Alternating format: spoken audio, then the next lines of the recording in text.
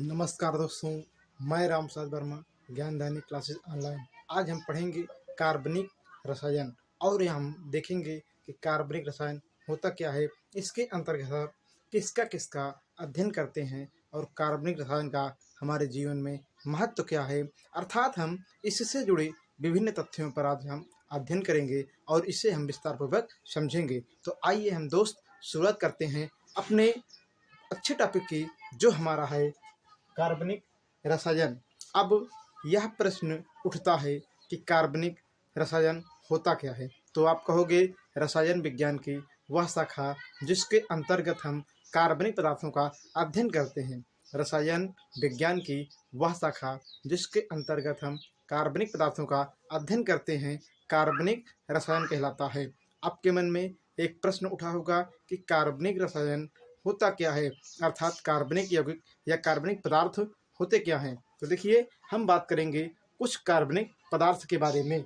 जैसे यहाँ पे देखिए CO2, उसके बाद हम बात करते हैं यहाँ पे H3PO4, इसकी बात करेंगे हम। यहाँ पे ध्यान देना है H2CO3, इसका नाम है कार्बन डाइऑक्साइड गैस, इसका नाम है कार्बोनिक अम्ल। क्या नाम है? कार्बोनिक अम्ल। उसके बाद हम बात करते हैं यहाँ पर, तो होता है CaCO3, कैल्शियम कार्बोनेट।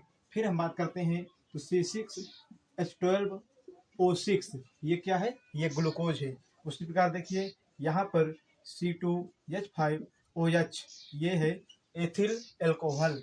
फिर यहाँ पे लिखेंगे CH3COOH, ये क्या है? एसिटिक अम्ल। उसी क्रम में हम बात करेंगे तो यहाँ पे मिलेगा हमें, ये एसिटिक अम्ल हो गया CH3CHO, ये इसका नाम है एसिटल्डिहाइड।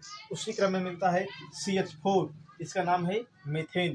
तो हमने देखा कि रसायन विज्ञान की वह शाखा जिसके अंतर्गत हम विभिन्न प्रकार के कार्बनिक यौगिकों का अथवा पदार्थों का अध्ययन करते हैं, उसे हम एक नया नाम देते हैं, कार्बनिक रसायन देते हैं या कहते हैं। हमने इस बात को देखा।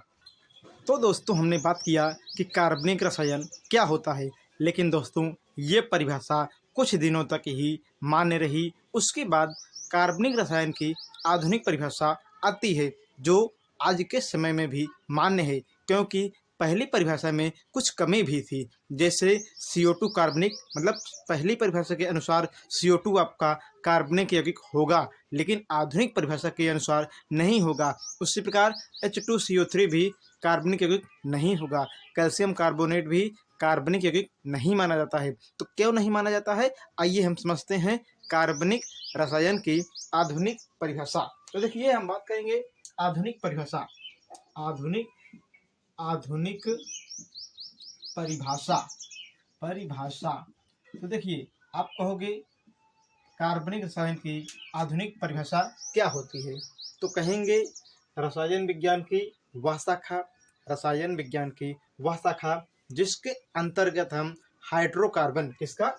हाइड्रोकार्बन। रसायन विज्ञान की वह शाखा जिसके अंतर्गत हम हाइड्रोकार्बन, अर्थात इसको आप ऐसे भी लिख सकते हो, ये हो गया हाइड्रो, मतलब हाइड्रोजन का प्रतीक हो गया, और ये हो गया कार्बन। तो आधुनिक परिभाषा का मतलब ये होता है कि रसायन विज्ञान की वह शाखा जिसके अंतर्गत हम हाइड्रोकार्बन, अर्थात HC अथवा CH, ये हो गए का अध्ययन या इससे संबंधित यौगिकों का अध्ययन करते हैं। तो आधुनिक रसायन की परिभाषा इस प्रकार हम बता सकते हैं कि रसायन विज्ञान की वह शाखा जिसके अंतर्गत हम हाइड्रोकार्बन और उसके व्युत्पन्नों का, ये क्या हो गए? हाइड्रोकार्बन हो गए, और उसके व्युत्पन्नों का अध्ययन करते हैं। तो आप कहोगे आधुनिक रसायन विज्ञान की वह शाखा है जिसके अंतर्गत हाइड्रोकार्बन अर्थात HC या CH और उसके व्युत्पन्न अर्थात उससे बनने वाले, उससे उत्पन्न होने वाले पदार्थों का हम अध्ययन करते हैं। तो उसे हम एक नया नाम देते हैं और उसे हम कहते हैं रसायन विज्ञान की आधुनिक परिभाषा, और जिसके अंतर्गत अध्ययन करते हैं उसे हम कहते हैं कार्बनिक रसायन। अब आप कहोगे इसका उदाहरण क्या है? इसका उदाहरण देखिए, अगर हम बात करते हैं यहाँ पर, तो CH3CHO। तो देखिए यहाँ पर कार्बन भी मिला है और हाइड्रोजन भी मिला है। उसी प्रकार बात करते हैं NH2CO NH2। तो देखिए यहाँ पर ये क्या मिला है, कार्बन मिला है और हाइड्रोजन मिला हुआ है। यहाँ पर भी देखिए CH3COOH। तो यहाँ पर देखिए कार्बन है और ये हाइड्रोजन है, अर्थात C और H साथ में होने चाहिए। क्या होगा, जिसमें क्या होगा, कार्बन होगा और हाइड्रोजन होगा, वही क्या होगा, कार्बनिक रसायन होगा।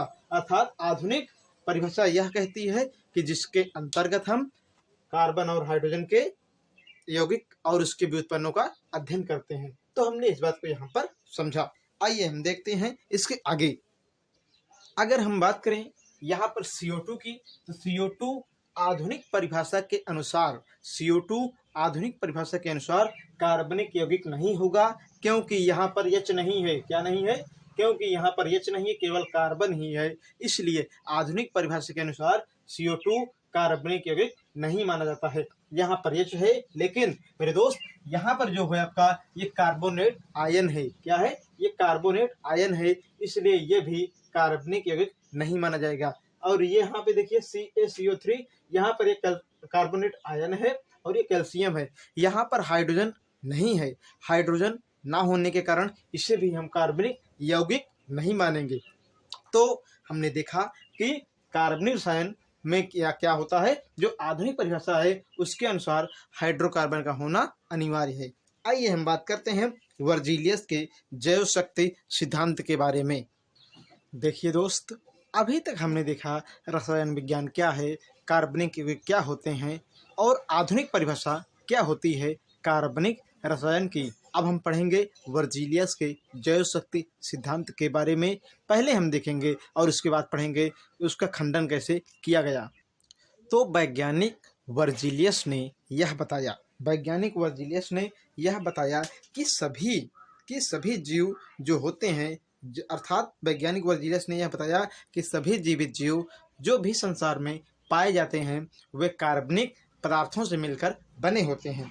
तो वैज्ञानिक वर्जीलियस ने क्या कहा कि संसार में जितने भी जीवित जीव पाए जाते हैं सभी कार्बनिक पदार्थों से मिलकर बने होते हैं। जैसे हम बात करें घास, तो घास जो होती है, घास को अगर हम जलाते हैं तो क्या मिलता है, इसको यदि हम जलाएंगे तो मिलेगा कार्बन डाइऑक्साइड गैस और राख मिलती है। तो हमने इस बात को समझा। आदमी की जब मृत्यु होती है या कोई जानवर मरता है तो उसे जलाते हैं तो क्या मिलेगा, CO2 गैस मिलेगी और राख मिलेगी। अर्थात संसार में जितने भी प्राणी हैं वो क्या होते हैं, कार्बनिक होते हैं। जब उनकी मृत्यु होती है, उनको जलाते हैं तो वो राख और CO2 गैस प्राप्त होती है। किसने बताया, वैज्ञानिक वर्जीलियस ने बताया। तो हमने इस बात को यहाँ पर समझा।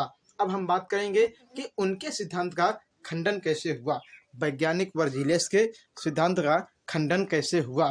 तो वैज्ञानिक वर्जीलियस के एक शिष्य थे, वैज्ञानिक वर्जीलियस के एक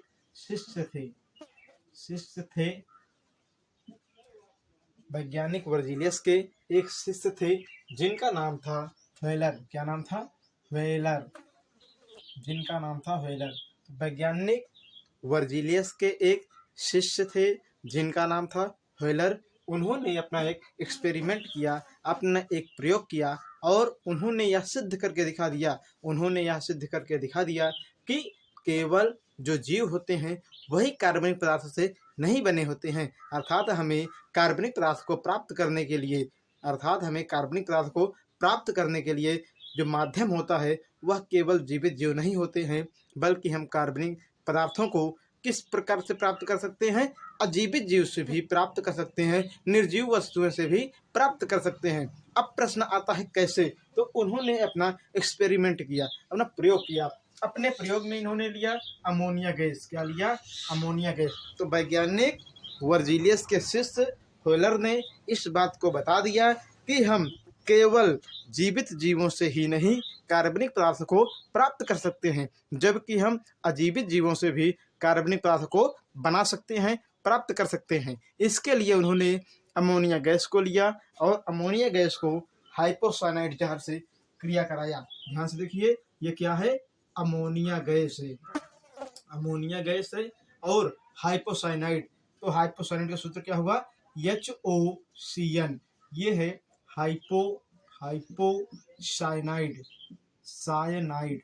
तो ध्यान से देखिए दोस्तों, आप कहोगे वैज्ञानिक वर्जिलियस ने अमोनिया लिया, इसकी क्रिया हाइपोसाइनाइड से करा दिया। जब इसकी क्रिया हाइपोसाइनाइड से हुई तो एक यौगिक बना, उसका नाम है अमोनियम साइनेट। बनेगा आपका NH4OCN, ये बना। इसका नाम है अमोनियम साइनेट। क्या नाम है, साइनेट। इसका नाम है अमोनियम साइनेट। ये कार्बनिक यौगिक बना। फिर से सुनिएगा, वैज्ञानिक हेलर ने अमोनिया गैस लिया और हाइपोसाइनेट जहर लिया, दोनों को आपस में रिएक्ट कराया, क्रिया कराया, तो एक कार्बनिक यौगिक बना जिसका नाम है अमोनियम साइनेट। अब अमोनियम साइनेट मतलब जो चीज़ यहाँ पर बनी हुई है, जो चीज़ यहाँ पर बनी हुई है उसको क्या किया गया, उससे ही गर्म कर दिया गया। जब उससे ही गर्म कर दिया गया तो बन गया यूरिया। क्या बन गया, यूरिया बन गया।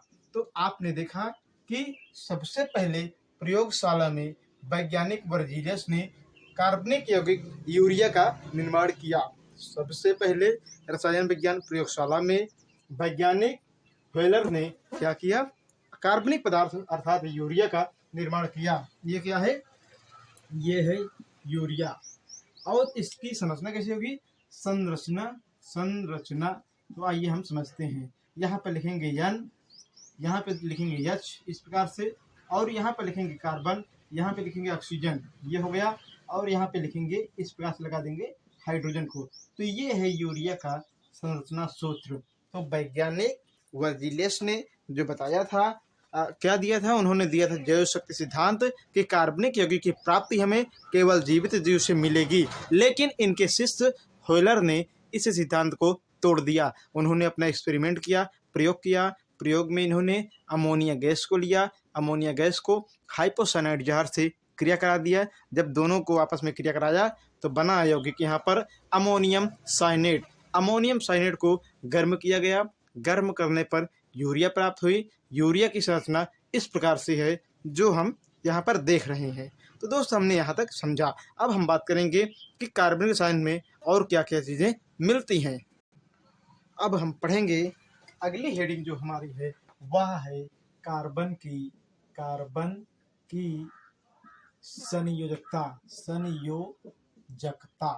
अब हम अगली हेडिंग जो पढ़ेंगे वह है कार्बन की संयोजकता। ये बहुत महत्वपूर्ण हेडिंग है।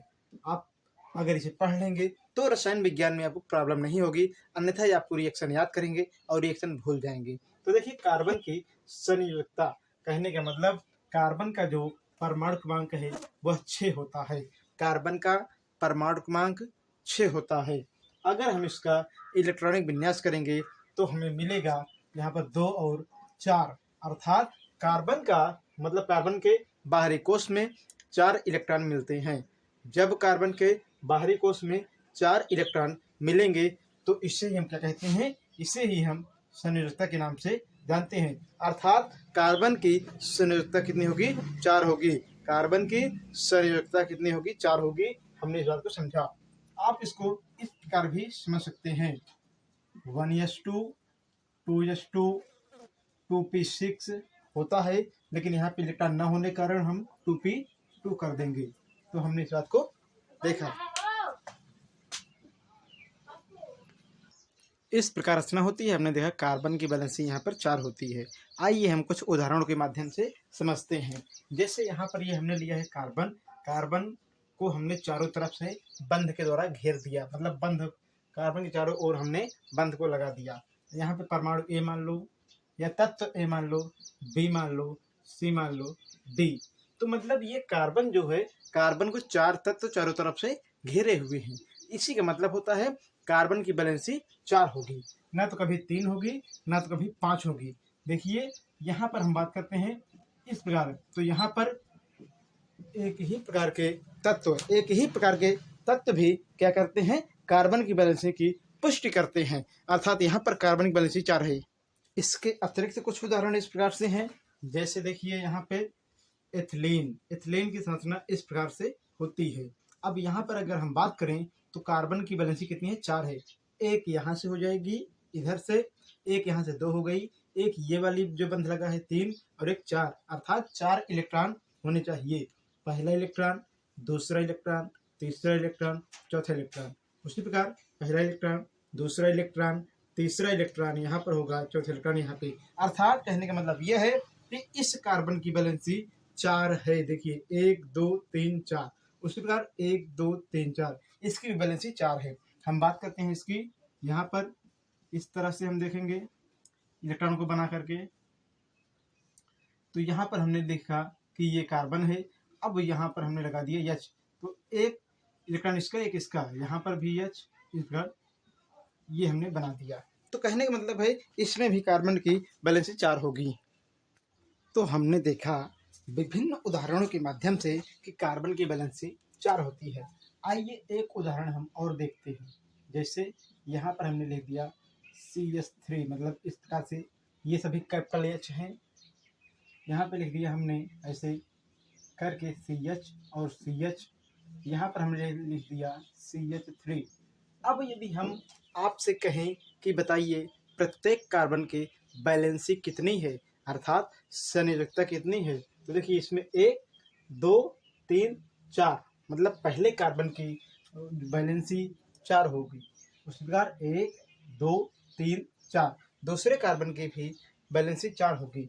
तीसरे कार्बन में 1 2 3 4, इसकी भी वैलेंसी 4 होगी। फिर हम बात करते हैं इसकी 1 2 3 4, इसकी भी वैलेंसी 4 होगी। कहने का मतलब है किसी भी कार्बनिक यौगिक से जुड़े कार्बन में जो वैलेंसी होती है उसकी हर समय 4 होती है, ना कभी 5 होगी ना कभी 6 होगी। हमने इस बात को समझा। आइए हम देखते हैं इसके आगे। हमारे कुछ साथी इस बात को लेकर परेशान है और वे बार बार मैसेज करके पूछ रहे हैं कि आपने जो यहाँ पर लिखा है ABCD, अर्थात किसी कार्बन परमाणु से क्या अलग अलग प्रकार के ही तत्व जुड़ेंगे? ऐसा संभव नहीं है। फिर सुनिएगा, जैसे यहाँ पे लिखा गया ABCD, तो कहने का मतलब कुछ बच्चों की समस्या ये हो रही है कि एक ही कार्बन से या कार्बन परमाणु से जो जुड़ने वाले तत्व हैं क्या वे अलग अलग ही जुड़ेंगे? ऐसा नहीं है, एक ही प्रकार के जुड़ेंगे। जैसे देखो यहाँ पर हम बात करते हैं ए, मतलब कि इस कार्बन से एक ही प्रकार के तत्व अथवा अलग अलग प्रकार के तत्व जुड़ेंगे, लेकिन जुड़ेंगे कितने? 4। कहने का मतलब है मेथेन में देखिए, इसमें आप देखिए तो एक ही प्रकार के परमाणु हैं, और अगर दूसरे में हम बात करते हैं तो इस तरह भी हो सकता है, जैसे C OH, उसके बाद यहाँ पे CHO, यहाँ पे OH, यहाँ पर I, देखिए अलग अलग समूह के हैं। तो कहने का मतलब ये बात जरूरी नहीं है कि कार्बन परमाणु से अलग अलग अथवा एक ही प्रकार के तत्व जुड़ेंगे, वो उसके ऊपर निर्भर करता है कि यौगिक किस प्रकार का है।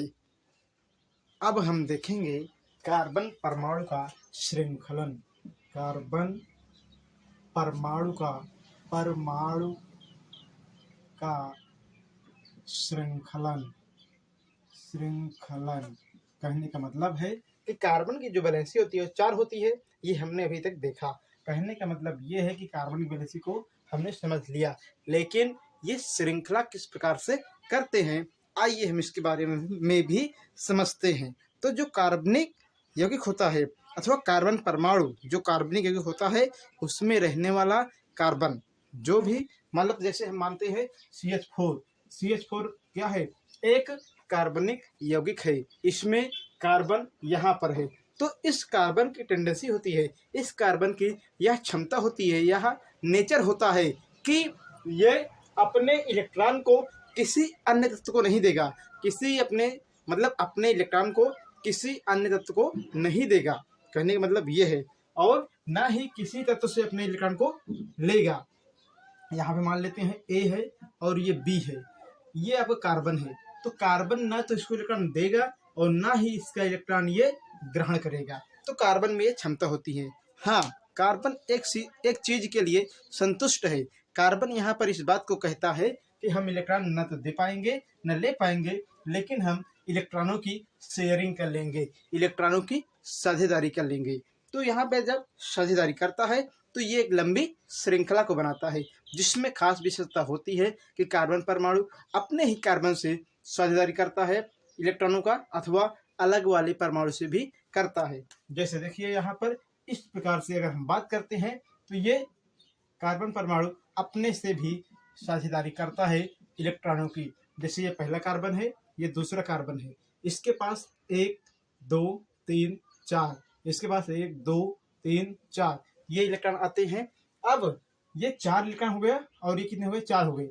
एक इलेक्ट्रॉन इसने और एक इलेक्ट्रॉन इसने साझेदारी किया और बंध बनाया, तो यहाँ पर कौन बंध बना, सहसंयोजी बंध बना। तो इस बात को हमने समझा यहाँ पर। उसी प्रकार ये कार्बन परमाणु आगे भी श्रृंखला को बढ़ाता जाता है। अथवा यहाँ पर यह बात भी संभव है कि ये कार्बन परमाणु शाखाओं को भी ऐसे बना सकता है, मतलब शाखित भी हो सकता है।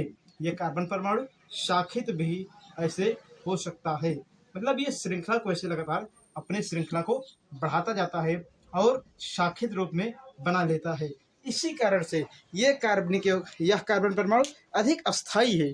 तो फिर से सुनिएगा, कार्बन में या जो भी कार्बनिक यौगिक होते हैं उसमें उपस्थित कार्बन परमाणु की यह विशेषता होती है कि न तो वो किसी को अपना इलेक्ट्रॉन देता है और न ही किसी तत्व से अपना इलेक्ट्रॉन लेता है। न तो किसी तत्व को अपना इलेक्ट्रॉन देगा, न ही किसी तत्व से अपना इलेक्ट्रॉन लेगा, लेकिन ये इलेक्ट्रॉनों की साझेदारी करके क्या करता है, सहसंयोजी बंध का निर्माण करता है। कार्बन कार्बन से ही बंध बनाता है या अन्य तत्वों से भी बंध बनाता है। इसी प्रक्रिया को हम कार्बन परमाणु का श्रृंखलन कहते हैं। यह आपके 2 प्रकार का होता है। पहला होता है आपका सीधी श्रृंखला अथवा शाखित श्रृंखला। पहला होता है सीधी श्रृंखला अथवा शाखित श्रृंखला, दूसरा है बंद श्रृंखला। बंद में क्या होगा, आपका इस प्रकार से होंगी रचनाएं। जैसे ये देखिए कार्बन है और ये कार्बन है, यहाँ पे लग जाएगा ये कार्बन, ये भी क्या है, कार्बन है। आपने इसे बना दिया तो वैलेंसी 1 2 3 4 इस प्रकार की रचना बनाती है। अथवा आप देखो इसको ऐसे भी बना सकते हो, यहाँ पर ये आपने ऐसे बना दिया, ये ऐसे बना दिया, ऐसे और ऐसे कर दिया। ये भी कौन सा है, ये है आपका बंद श्रृंखला कार्बनिक यौगिक यहाँ कहेंगे। उसी प्रकार आप इसको ऐसे बना सकते हो, ये रचना बना सकते हैं इसमें ये। तो आपने इस बात को भी समझ लिया। कहने का अर्थ यहाँ पर है कि जो कार्बन परमाणु है वह अपने ही कार्बन से अथवा अपने उपस्थित कार्बन के जो इलेक्ट्रॉन होते हैं उससे साझेदारी करता है और सहसंयोजी बंध का निर्माण करता है। इसे ही कार्बन परमाणु का श्रृंखलन कहते हैं, जिसके माध्यम से यह सीधी श्रृंखला को बना सकता है, शाखित श्रृंखला को बना सकता है और चक्रीय को बना सकता है। तो हमने इसको देखा।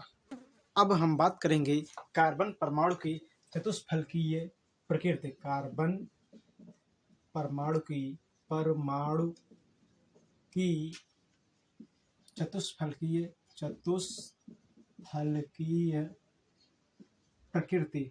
प्रकृति। देखिए इसके बारे में भी हम जानकारी प्राप्त करते हैं, क्योंकि इसके बिना अधूरी जानकारी होती है। कहने का मतलब है जो आप देखते हो इस प्रकार से रचना कि मतलब हमारे पास है मान लो CH4, तो CH4 जब हम लिखते हैं ना तो अधिकांश बच्चे इस बात को जानते हैं कि कार्बन परमाणु से हाइड्रोजन आपका इस प्रकार से जुड़ा हुआ है। उसी प्रकार हम बात करते हैं यदि CH2Cl2, तो इसमें अधिकांश बच्चे जानते हैं कि इस कार्बन से हाइड्रोजन आपका इस प्रकार से जुड़ा हुआ है और जो क्लोरीन है आपका इस प्रकार से जुड़ी हुई है। लेकिन ऐसा नहीं होता है। यहाँ पर रियल में रचना देखा जाए तो आपके निम्नवत होती है। जो ये मीथेन है उसकी संरचना की बात करें तो ये चतुष्फलकीय रूप में रहता है, इस प्रकार की संरचना को बनाए रखता है। इस प्रकार की रचना को हम चतुष्फलकीय रचना कहते हैं। तो हमने देखा मीथेन में, इसको थोड़ा और बड़ा करते हैं। इसमें हम देखेंगे मीथेन की चतुष्फलकीय संरचना। तो यहाँ पर हमने इस बात को समझा। तो जो मीथेन का अणु होता है, मीथेन के अणु में जो आपके हाइड्रोजन होते हैं वे 90 अंश के कोण पर नहीं जुड़ते हैं। मीथेन में जो हाइड्रोजन कार्बन परमाणु से जुड़ा रहता है वह देखिए कितना है, यहाँ पर इतना है तो 90 अंश के कोण पर जुड़ा हुआ है। लेकिन ये रियल में 90 अंश के कोण पर नहीं जुड़ता है। ये जब जुड़ता है तो 109 डिग्री 109 के कोण पर जुड़ता है। 109 डिग्री 28 मिनट के कोण पर जुड़ता है। इससे ही हम कार्बन की चतुष्फलकीय संरचना कहते हैं। अब इसमें हम बात करते हैं तो इसमें जो क्लोरीन और ये वाला क्लोरीन है, ये कितने कोण पर जुड़ा हुआ है? तो ये 180 डिग्री कोण पर जुड़ा हुआ है। कितने पर? 180 डिग्री कोण पर जुड़ा हुआ है। उसी प्रकार अगर हम बात करते हैं यहाँ पर, तो ये क्लोरीन कितना 90 डिग्री पर जुड़ा हुआ है। तो कहने का मतलब है कि कार्बन की जो प्रकृति होती है वह चतुष्फलकीय होती है। ना इस प्रकार से जुड़ता है, ना ही इस प्रकार से जुड़ता है। जो जुड़ने का रियल क्रम है वो इस प्रकार से है। देखिए दोस्त, यहाँ पे होगा Cl, यहाँ पे होगा H और यहाँ पर होगा Cl, यहाँ पर होगा H। इस प्रकार से जुड़ता है और इसे ही हम चतुष्फलकीय संरचना कहते हैं। तो रियल में इस तरह से जुड़ता है, इसे हम चतुष्फलकीय संरचना कहते हैं। तो हमने देखा कार्बन परमाणु की चतुष्फलकीय प्रकृति को। तो दोस्त आज की वीडियो में यहीं तक। अगले वीडियो में हम और जानकारी को प्राप्त करेंगे।